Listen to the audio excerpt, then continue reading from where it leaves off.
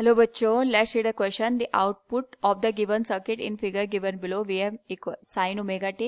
Here we have given a diagram with four options. A would be 0 at all times. B would be like a half wave rectifier with positive cycle in output. C would be like half wave rectifier with negative cycle in output. D would be like that of a full wave rectifier. Now to answer this question, first we will discuss here the key concept, and here the key concept will be forward and reverse biasing of a PN junction diode. तो जब हम forward और reverse biasing की बात करते हैं, we have to remember this one is the P type and this one is the N side of the given PN junction. तो जब हम यहाँ पे पी साइड को पॉजिटिव टर्मिनल के साथ ऐड करते हैं बैटरी के और एन साइड को नेगेटिव टर्मिनल के साथ, उस पर्टिकुलर केस में जो डायोड होता है फॉरवर्ड बायस कंसिडर किया जाता है और इसके अक्रॉस मैक्सिमम करंट फ्लो करती है.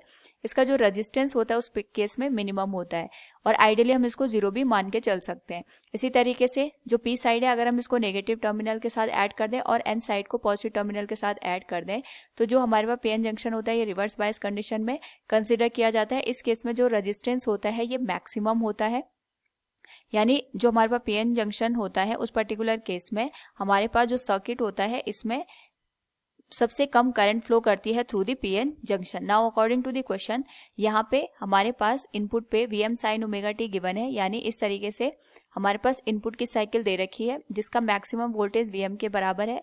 तो जब हम पॉजिटिव हाफ की बात करेंगे उस पर्टिकुलर केस में जो पीएन जंक्शन होगा it is P side and this one is an side. तो ये पॉजिटिव टर्मिनल के साथ कनेक्ट हो जाएगा और ये नेगेटिव टर्मिनल के साथ.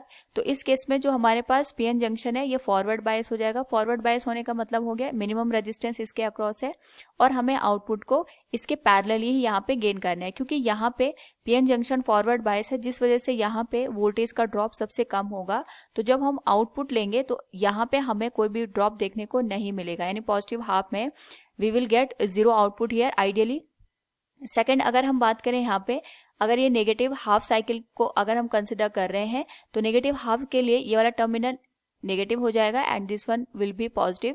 यानी इस केस में पी साइड नेगेटिव टर्मिनल के साथ कनेक्ट है और एन साइड पॉजिटिव टर्मिनल के साथ, जिस वजह से जो पीएन जंक्शन है ये हमारे पास रिवर्स बायस हो जाएगा. रिवर्स बायस होने का मतलब ये हो गया ये अपने आप में एक ओपन सर्किट के जैसे बिहेव कर रहा है.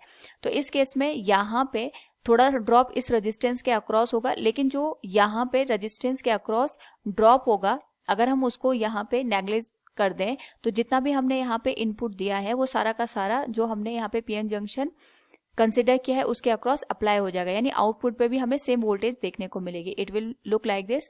तो जो नेगेटिव हाफ है वही हमें यहाँ पे आउटपुट पे देखने को मिलेगा. पॉजिटिव हाफ में जो ड्रॉप है वो 0 होने की वजह से हमें कोई भी वोल्टेज देखने को नहीं मिलेगी. So we can say would be like a half wave rectifier with negative cycle in output. Option C is the right answer. Hope all you understood it. Thank you and best of luck.